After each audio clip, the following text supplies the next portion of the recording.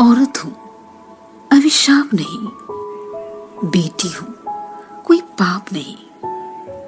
क्यों इतना भेदभाव है मन में, क्यों इतना स्वीकार है दिल में।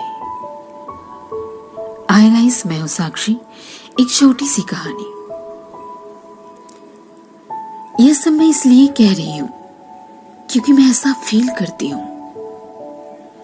एक लड़की थी, जब उसका जन्म होने वाला था तब उसके दादा दादी और घर के रिश्तेदार जश्न की तैयारी कर रहे थे,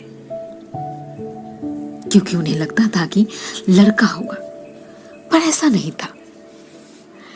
लड़की हुई जब लोगों ने उसे देखा और जिस नाम से उसे पुकारा, बोधा कुलक्ष्मी।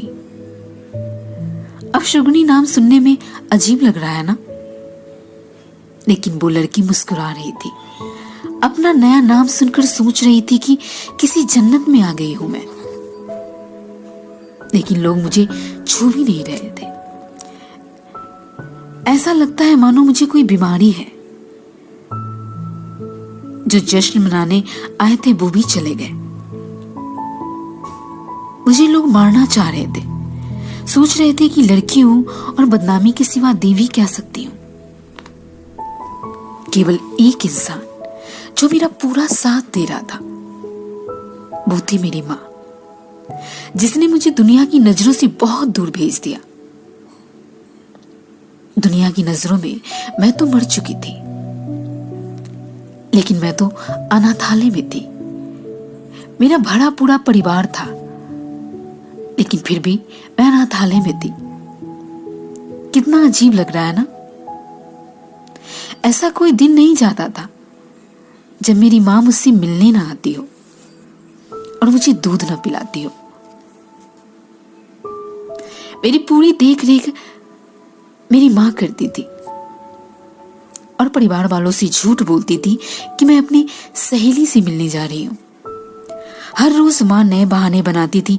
एक दिन मुझे तेज बुखार हो गया और उस दिन मां पूरे दिन मेरे साथ रही और मुझे सुलाकर ही वापस घर गई। पापा ने पूछा कि इतनी देर कैसे हो गई, तो वो बोली कि मेरी सहेली की तबीयत खराब थी और मैं उसकी मदद कर रही थी। पापा ने गुस्से में उस दिन मम्मी की पिटाई भी की।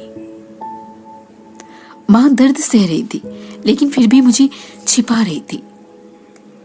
उसे लगता था कि मैं तो बच्ची हूं, मैं क्या समझूंगी। लेकिन ऐसा नहीं था, मैं सब समझती थी।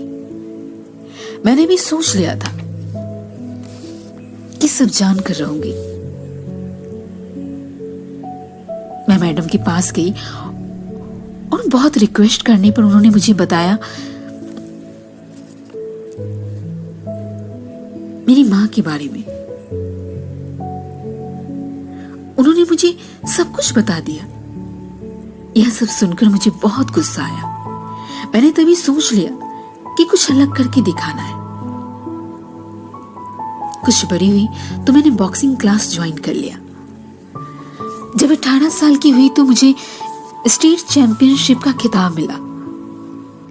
2 महीने के बाद मेरा एक पाकिस्तान की लड़की के साथ नेशनल मैच होने वाला था। जब मीडिया मेरा इंटरव्यू लेने आई तो मेरी मां का फोन आया और वो बेचारी बोली कि बेटी कृपया करके अपने परिवार के बारे में बुराई मत करना। मुझे तो हंसी आ रही थी कि मेरी मां आज भी अपने परिवार को बचा रही थी। मैंने इंटरव्यू सुना। शाम को मां ने बताया कि टीवी देखते हुए पापा बोल रहे थे कि वाह क्या लड़की है, कितना नाम रोशन कर रही है अपने माता पिता और परिवार का। वो लोग जो मुझे छोड़कर चले गए थे, यह कहकर कि मैं कुलक्ष्मी हूं, आज वो लोग मेरे से मिलना चाह रहे थे, मेरे साथ फोटो खिंचवाना चाहते थे। लेकिन आज भी वो मेरी पहचान से अनजान थे कि मैं कौन हूं। ठीक 2 महीने बाद नेशनल चैंपियनशिप का मैच हुआ और वो सभी मुझे देखने आए थे। बहुत सारे लोग मैच देखने आए थे और सभी बोल रहे थे यू कैन डू इट। लेकिन मेरी नजरें उस भीड़ में अपने परिवार को तलाश रही थी। दूर भीड़ में मुझे मेरा परिवार नजर आया। उनको देखते ही मेरे अंदर गुस्सा भर गया और सारा गुस्सा मैंने अपने प्रतिद्वंदी पर निकाल दिया और वो नेशनल किताब मैंने अपने नाम कर लिया। फिर क्या, सभी मुझ में इंटरेस्टेड हो गए। लोग मेरे परिवार के बारे में पूछने लगे। बहुत मजबूर होकर मैंने बताया कि मैं वो लड़की हूं जिसे 20 साल पहले मार दिया गया था, जिसे सबसे पहला नाम कुलक्ष्मी दिया गया था। मेरे पूरे परिवार की आंखें नम हो चुकी थी। तभी दूर भीड़ से भागकर कोई मेरे पास आया और मुझे बेटी कहकर पुकारा। यह सब मानो मेरे लिए कोई सपने जैसा था। जो बचपन का प्यार मैंने खो दिया था वो अचानक ही मुझे मिल गया और उसने मुझे गले लगाकर सभी को चिल्ला चिल्ला कर कहा कि यह मेरी बेटी है जिसने मुझे पिता बनने का हक दिलाया। सभी लोग मुझसे माफी मांग रहे थे। जब मैंने जन्म लिया तब मैं केवल एक लड़की थी, लेकिन आज मैं एक बेटी हूं। अब मैं अपने आंगन की तुलसी बन चुकी हूं, अपने घर की मुस्कान बन चुकी हूं, मैं बेटी बन चुकी हूं। रचना जी ने ठीक ही कहा कि होती नहीं बेटियां किसी की चाह में,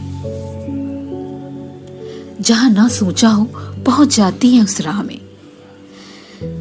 जिसने उन्हें पैदा होते ही मार दिया हो, समझो उसने अपनी बदल रही किस्मत को ठुकरा दिया हो।